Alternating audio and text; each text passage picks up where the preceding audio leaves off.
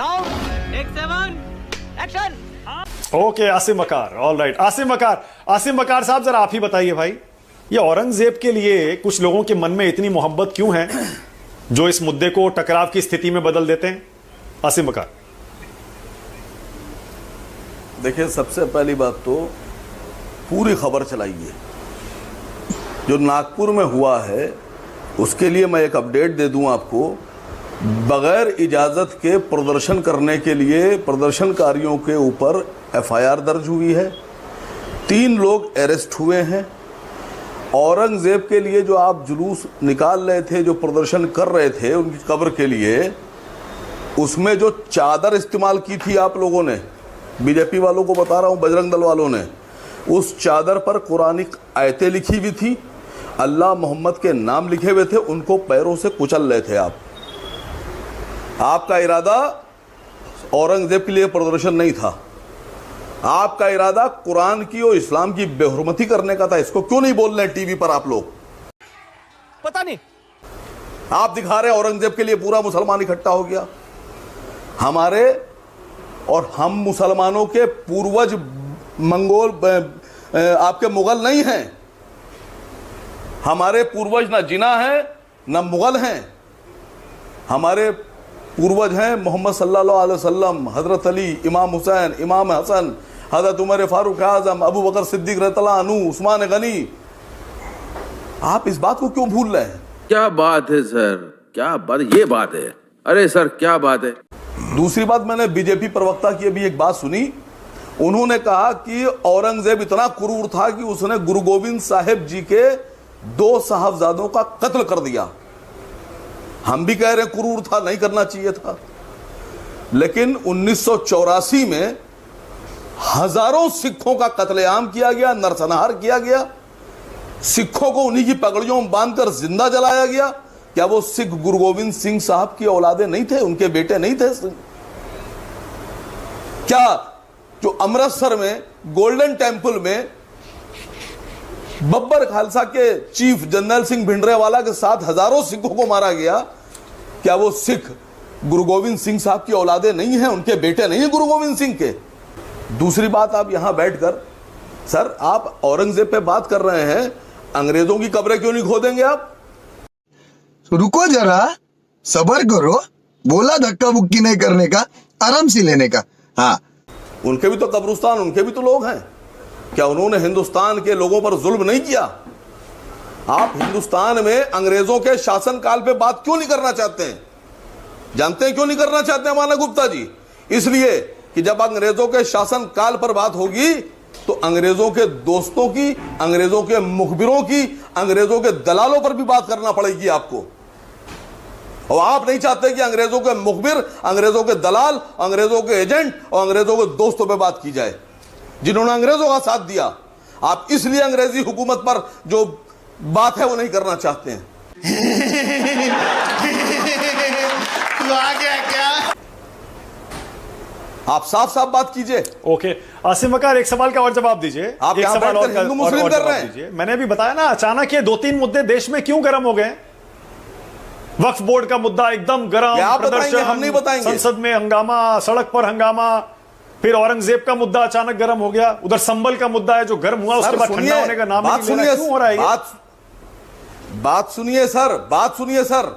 आप कहते हैं मुगल लुटेरे थे, आक्रांता थे, लूट करते थे, तो उन लुटेरों का गैंग भी तो होगा। अगर मुगल लुटेरों के सरदार थे तो उन लुटेरों का गैंग भी होगा। उस गैंग में पता है वो कौन था? मुगलों के लुटेरों के गैंग में मान सिंह थे, जय सिंह थे, जय सिंह सवाई थे, उनके बेटे थे, कछवाहा राजपूत था। अगर आप कब्र हटाना चाहते हैं मुगलों की और औरंगजेब की, तो फिर मान सिंह रोड का नाम बदलिए, जय सिंह रोड का नाम बदलिए, जयपुर का नाम बदलिए, जयपुर को हटाइए। जयपुर में जो आपका राजस्थान की सरकार है उसमें आप मुगल शासकों के जो साथी थे उनके वंशजों को आप बनाते हैं डिप्टी सीएम।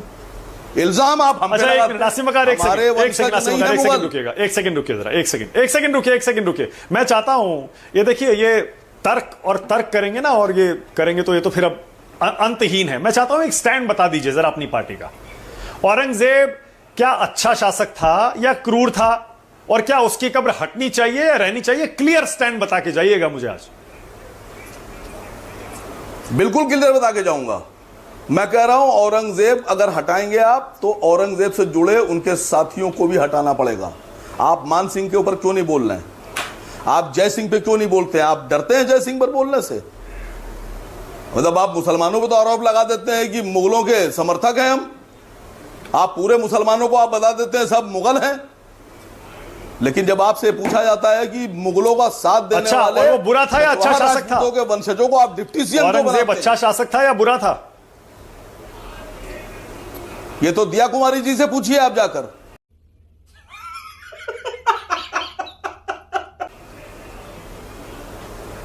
ये दिया कुमारी जी से पूछिए जाकर। मेरे रिश्तेदार नहीं थे अकबर, उनके रिश्तेदार थे। आप राजपूतों से क्यों नहीं पूछते हैं कि अच्छा शासक था बुरा शासक था, जिनकी रिश्तेदारियां हैं मुगलों में? सारी जवाब आसिम बकार देंगे, राजपूत नहीं देंगे। ओके, तो इनसे ना जवाब दीजिए, उसके बाद आगे जा रहा हूं। तो इनसे ना बोलिए।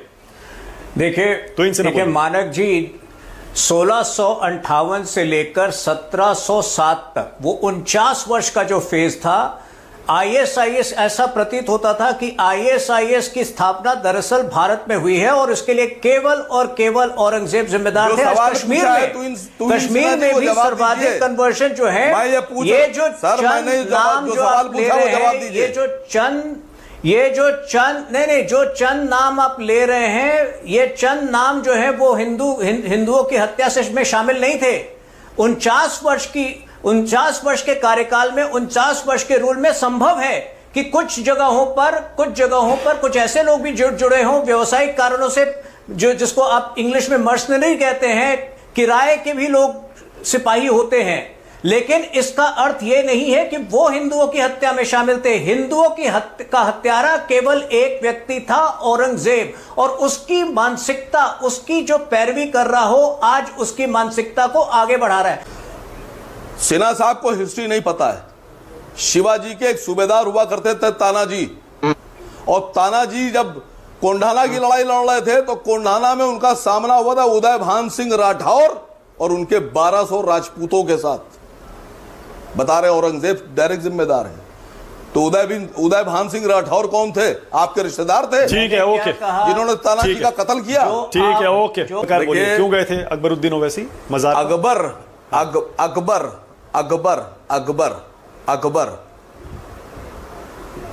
अकबर जो थे वो उमर 5 बार नाम के लिए में पैदा हुए थे, राजपुताना में। जानबूझ के लिया सर कि शायद कान खराब हो। ये लोग तो अल्लाह अकबर बोलते हैं ना, तो लेते होंगे। सुनिए सर, आपके बीच में नहीं बोला मैं। आनंद दुबे जी हैं ब्राह्मण, और बीरबल भी ब्राह्मण था, और तानसेन भी ब्राह्मण था।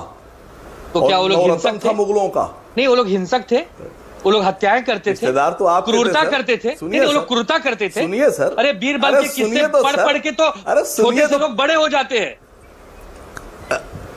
अरे सुनिए बीरबल जी के रिश्तेदार, सुनिए। शिवाजी महाराज को, शिवाजी राजे को अरेस्ट करने के लिए औरंगजेब नहीं गया था।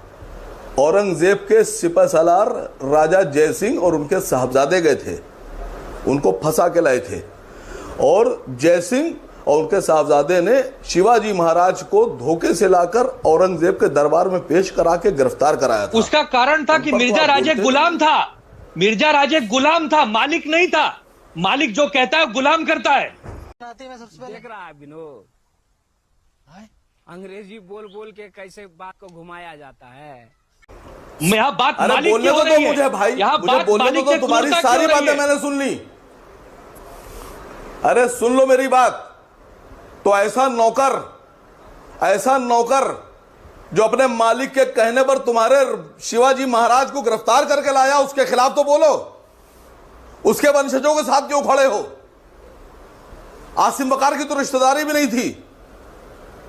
हमारे तो पूर्वज भी मुगल नहीं थे, हमारे आदर्श भी मुगल नहीं है, लेकिन जिन्होंने शिवाजी महाराज को फंसाकर गिरफ्तार कराया, तो औरंगजेब की मजार पर ओवैसी साहब क्यों जाते हैं? और आज कहिए सबके सामने इतने बड़े चैनल पर कि औरंगजेब एक देशद्रोही था, औरंगजेब मक्कार था, आताताई था, आक्रांता था? कहिए कहिए। नहीं, क्यों बोल दूं? अरे वाह, अरे वाह, क्यों बोलूं? मतलब हृदय में राम, जैसे कैसे कहावत है ना, बात मुंह में राम बगल में चोरी। बात तो सुन लो, मेरी बात तो सुन लो। तुम उसी शिवसेना के नेता हो ना जो उत्तर भारतीयों को जूते से मार मार के भगाता था। ना हिंदू देखता था, ना मुसलमान देखता आपको था। शायद तो धोती खोल रहा है। ना आप हैदराबाद से बोल रहे हैं क्या वसीम वकार जी? आप हैदराबाद में को भगा दो। आप आइए मुंबई, आप आइए महाराष्ट्र। कभी शिवसेना ने उत्तर भारतीयों का अपमान नहीं किया। वो राज ठाकरे की पार्टी करती थी तो उनकी दुर्दशा क्या है पूछ लीजिए आप। क्या कमाल करते हैं आप, कहां से कहां जोड़ते हैं। राज ठाकरे की पार्टी करती थी। राज ठाकरे भी तो उन्हीं का खून है ना, उसी ब्लड ग्रुप से आते हैं ना राज ठाकरे। मानक भाई, इन लोगों को उद्धव ठाकरे लाइए, इनका दिमाग शांत कराइए। तो कहां से औरंगिया प्लीज, कहां आप खून तक जा रहे हैं? नहीं, कहां आप खून तक जा रहे हैं? बात एक तरफ आप आसिम वकार बोलते हैं कि मुगलों से आप देश के मुसलमानों को मत जोड़ो, फिर आप खून तक जाते हैं। मत करिए, पर्सनल मत करिए ऐसे। क्या ये इत्तेफाक है कि एक साथ ये 2-2, 3-3 मुद्दे देश में खड़े हो गए हैं? अब तो कोई, बिहार का चुनाव भी बहुत दूर है, अक्टूबर में चुनाव है भाई। जब आप ये कहते हैं कि चुनाव के लिए किया जा रहा है और लोगों को बांटकर वोट के लिए किया जा रहा है, तो अभी तो कोई चुनाव नहीं है। सुनील, फिर ये वक्फ बोर्ड, औरंगजेब, संभल, ये एक साथ क्यों गर्म हो रहे हैं भाई? देखिए मानक जी, ये कोई इत्तेफाक नहीं है, ये सोची समझी रणनीति है और बीजेपी और आरएसएस का एजेंडा है कि इस देश में अलग अलग राज्यों में हिंदू मुसलमान का माहौल बनाओ, धर्म पर बात हो, पुरानी इतिहास की बात हो, वर्तमान के हालात पर कोई बात ना हो, न महंगाई पर, न बेरोजगारी पर, न देश की सीमाओं पर, न किसी पर। You are right bro. या देश को आप आगे कैसे ले जाओगे, इस पर कोई बात ना हो, गिरते रुपए पर बात ना हो। इसलिए पूरी भारतीय जनता पार्टी और आरएसएस मिलकर के इस तरीके का षड्यंत्र कर रही है। नागपुर का दंगा इत्तेफाक नहीं है, सुनियोजित ढंग से कराया हुआ दंगा है। और जब कभी जांच होगी, अब जांच कौन करेगा? दिल्ली में इनकी सरकार, महाराष्ट्र में इनकी सरकार, दंगा कराने वाले इनके लोग। तो हम तो जो आपने अपील की आपके कार्यक्रम के माध्यम से, हम भी देश के सभी लोगों से अपील करेंगे, खास तौर से नागपुर के लोगों से, कि आप बीजेपी और आरएसएस के बहकावे में मत आइए। आप इस देश की जो धरोहर है, वो देश की धरोहर भाईचारा है, गंगा जमुनी तहजीब है, हिंदू मुसलमान सिख ईसाई मिलकर के रहते हैं, यही ताकत है भारत की। तो भारत की संस्कृति और सभ्यता से खिलवाड़ भारतीय जनता पार्टी कर रही है। एक सवाल आप लगातार पूछ रहे हैं और भाजपा वही कहती है, औरंगजेब।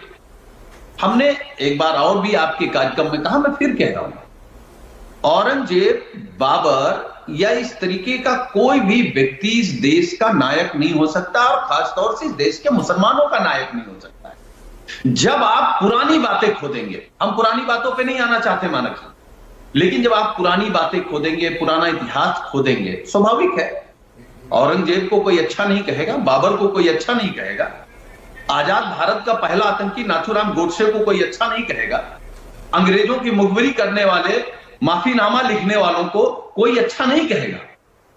और केवल आप एक चीज खोदना चाहते हैं, फिर तो आपको मुगलों के बनाए सारे पुल, मुगलों के बनाए सारी इमारत, अंग्रेजों की बनाई सड़कें, अंग्रेजों के बनाए रेलवे स्टेशन, अंग्रेजों के बनाए भवन, आपको सब ध्वस्त करना पड़ेगा।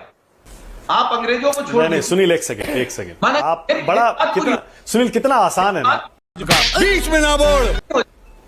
हाँ, आप अंग्रेजों को छोड़ दीजिए, आप मुगलों को छोड़ दीजिए।